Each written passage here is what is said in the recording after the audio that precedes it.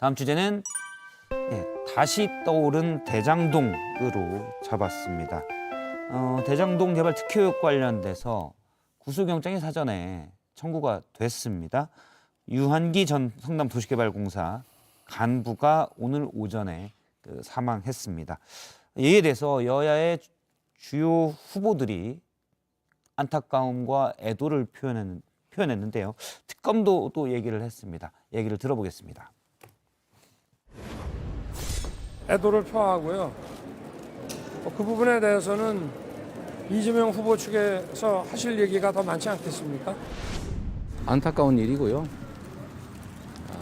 명복을 빕니다. 저는 이 사건의 처음부터 끝까지 특검이든 뭐 국정조사든 다 가려봤으면 좋겠다는 게 제 생각입니다.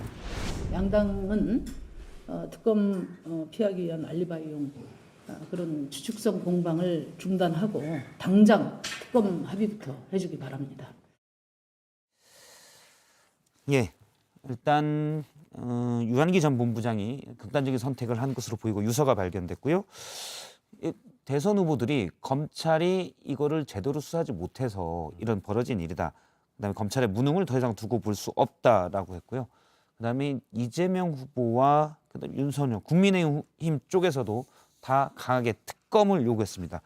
사실 특검을 계속 얘기를 하는데 협의가 진전되지는 않는 것 같아요. 어떻게 보십니까? 그러게요. 답답합니다. 서로 특검을 하자고 한 지가 지금 한 달이 넘었는데 아무것도 진행이 안 되고 있습니다. 그리고 윤석열 후보는 뭐 부산저축은행 대출 비리 사건 당시에 이제 수사검사였지 않습니까? 예. 그것까지 포함해서 특검하는 것도 나는 수용하겠다라고 하는데 여당 쪽에서는 그걸 이제 공을 던져놓고 그러면 특검하기 위해서 협상을 하자. 빨리 협상장으로 나와라. 이런 적극적인 제스처가 아직은 없는 것 같아요. 그렇죠.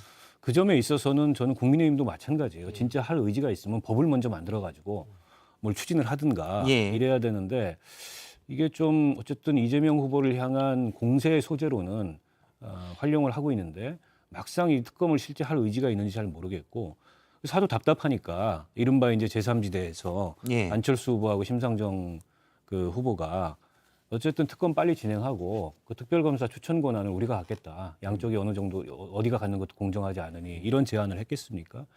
급기야 이런 불행한 사태를 맞게 됐고 저는 이제 검찰의 수사 의지와 또 수사력과 또 수사 속도의 부진함, 부족함, 변명의 여지가 없다고 그런 점에서 검찰에 맡겨서 이 사건에 의문의 여지가 없는 결론을 투명한 결론을 얻어내기가 이제 어렵게 됐다. 정치적 신뢰도 잃었다.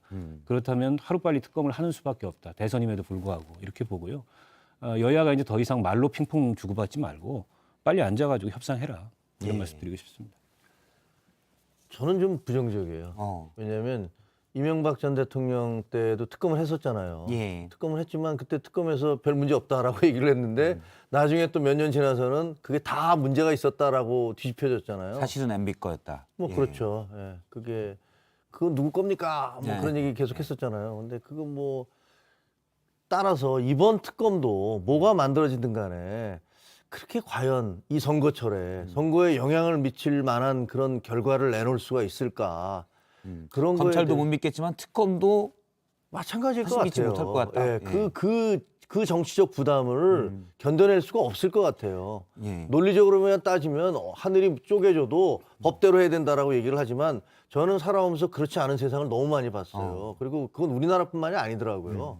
다른 나라도 다 마찬가지라고. 적어도 정치적인 문제와 최고 권력과 관련된 문제. 뭐 미국에서도 예를 들면 대통령에 대해서는 탄핵 얘기도 있고 막 이랬잖아요. 여러 가지 얘기들이 있을 때 보면. 그래서 사실은 차라리 저는 이제 특검 얘기 그만했으면 좋겠어. 어차피 안 할 거. 어차피 안 할 거. 해도 특검이 눈치만 볼 거. 그렇죠. 그래서 결과적으로 실질적인 내용을 내놓지도 못할 거면서 그냥 계속 말을 해서 서로 상대방에게 공 떠넘기기만 하고 있는데 이거는 그냥 일단 검찰에 맡겼으니까 저도 이 검찰 수사 죄송하지만 너무 엉터리라고 생각을 해요. 밝혀내는 거 하나도 없어요. 그 처음 수사할 때도 압수수색 제대로 못해서 뭐 그거 갖고서 비판을 많이 받았고 그다음에 영장이 계속 기각되고 정말 이렇게 망신당한 수사가 없거든요. 이렇게 큰 사건에 대해서. 이 와중에 이제 이 본부장이 그 뭐랄까 극단적 선택을 하는 이런 일까지 벌어졌기 때문에 이번 검찰은 이 수사한 검사들은 기록될 거예요, 다. 기록되고 나중에 뭐 바뀐 다음에 정권이 바뀌든지 아니면 다른 정권이 된다 하더라도 뭐가 됐든 간에 문제가 될 거거든요. 그래서 이 사람들은 책임져야 돼요. 이거 제대로 못하면. 그래서 특검 얘기 갖고 괜히 시간 끌지 말고 더 이상 예. 그냥 검찰에 맡겨서 당신들 책임지고 해라. 제대로 못하면 분명히 문제된다는 것들을 계속 얘기하고 그다음 다른 좀 더 생산적인 얘기를 왜냐하면 저는 분명히 이 대장동 비리 의혹이 밝혀져야 되고 지금 이재명 후보가 말한 대로 그 많은 돈은 어디로 갔느냐 저도 진짜 궁금해요. 그런데 현실적으로는 그게 가능할 것 같지가 않아서 그랬으면 좋겠다 차라리.